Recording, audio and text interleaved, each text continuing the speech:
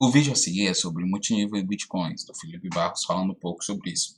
Estou pegando do Instagram para deixar salvo para vocês, tá bom? Vou postar no YouTube e passar para a galera aí da rede.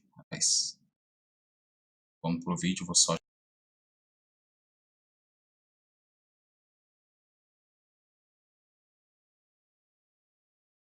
Alô, meu Instagram, como é que vocês estão? Tudo bem? Espero que sim. Gente, hoje a gente fez poucos stories aqui, né? Praticamente nada, na verdade. Mas vamos lá, vocês me pediram, então eu vou responder. 96% das pessoas responderam sim.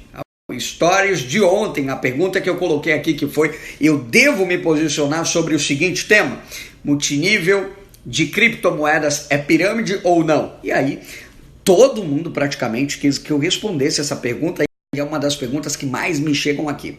Então bora lá. Bom, em primeiro lugar eu preciso deixar bem claro que a minha resposta aqui não é sobre o que é certo e o que é errado, não é sobre o que você deve fazer e o que você não deve fazer, e muito menos tem a intenção de te tirar do lugar de onde você está feliz. Pelo contrário, a minha intenção aqui é expressar meramente a minha opinião sobre o mercado de criptomoedas, uma vez que a informação sobre esse mercado é muito pouca e quase ninguém se posiciona sobre o assunto de forma clara e estritamente técnica. Para vocês terem uma noção do quanto falta de informação, todos os dias eu recebo directs de pessoas que fazem multinível que me pedem conselhos, dicas para alavancar o negócio delas. Mas ontem eu recebi um direct muito curioso de alguém que provavelmente faz empresa de produtos, me pedindo um conselho dizendo o seguinte: Felipe, eu preciso de um argumento para falar que essas empresas de criptomoeda são pirâmides. Porque no fundo eu acredito que elas são pirâmides, mas eu não consigo encontrar informação para afirmar isso, sem acrescentar nem diminuir.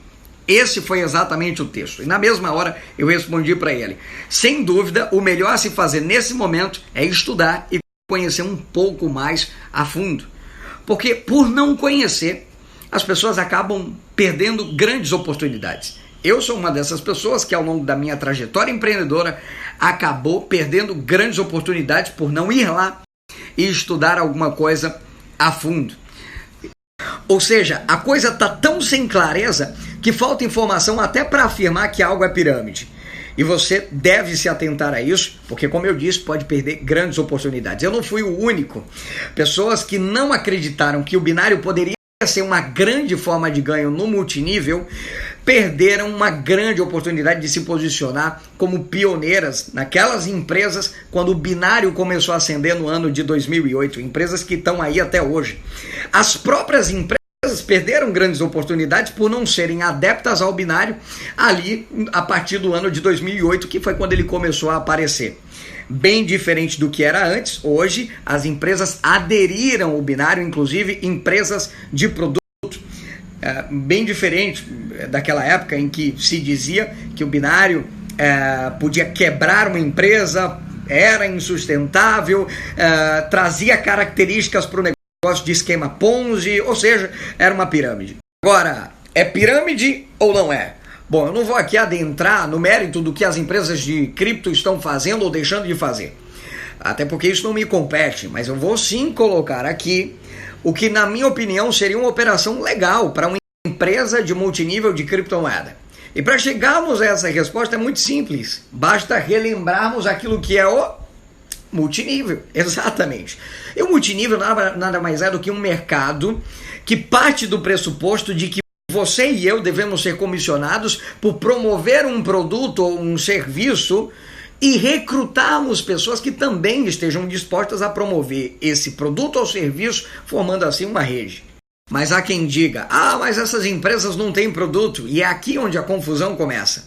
Porque há quem possa pensar que uma empresa de multinível legítima é toda aquela que comercializa produtos físicos, e não é bem assim.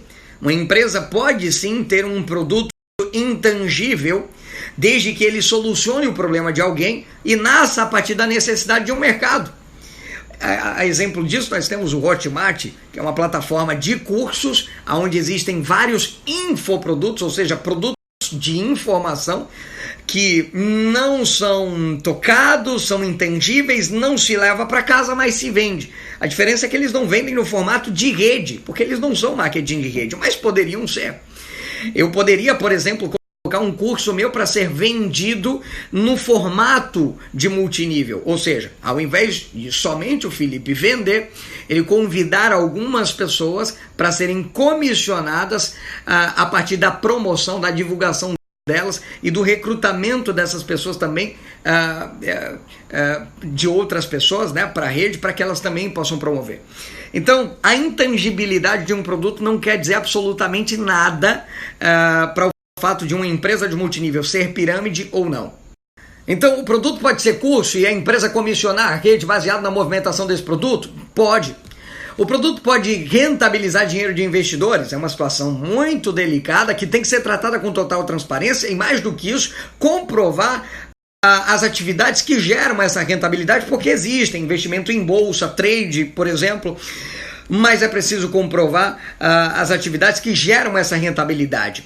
Pode. Eu sou obrigado a dizer que pode, por quê?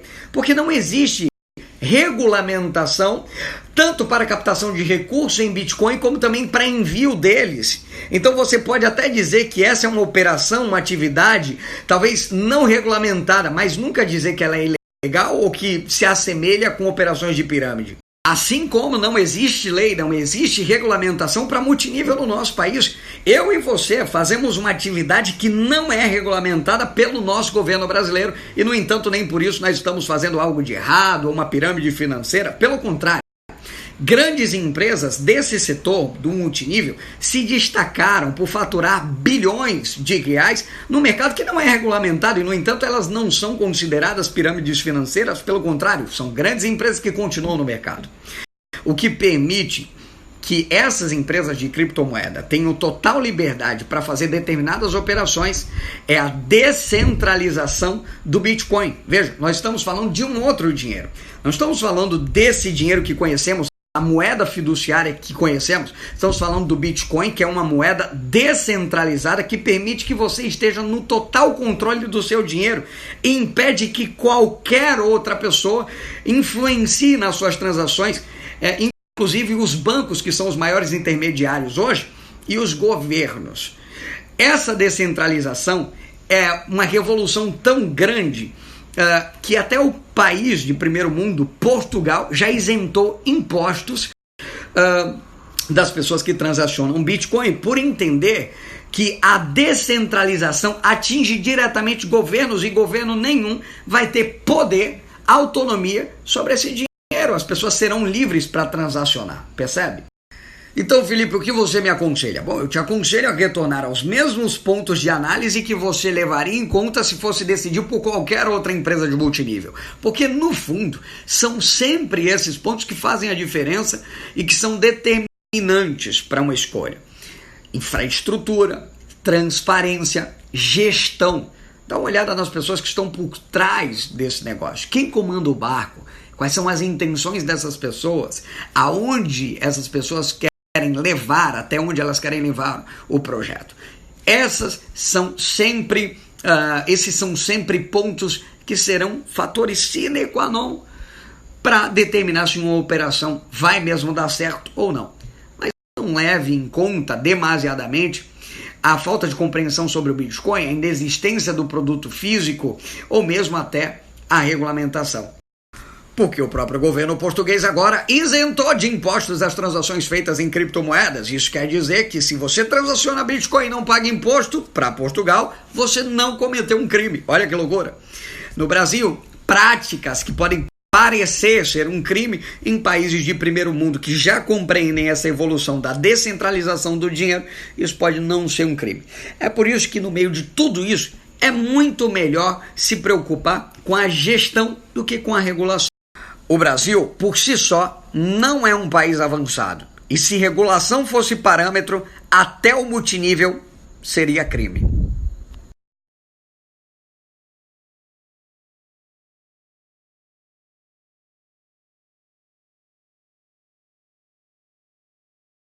Então foi isso aí. Se alguém quiser saber mais um pouquinho aí, dá uma olhada depois. Tô explicando, é nóis, valeu.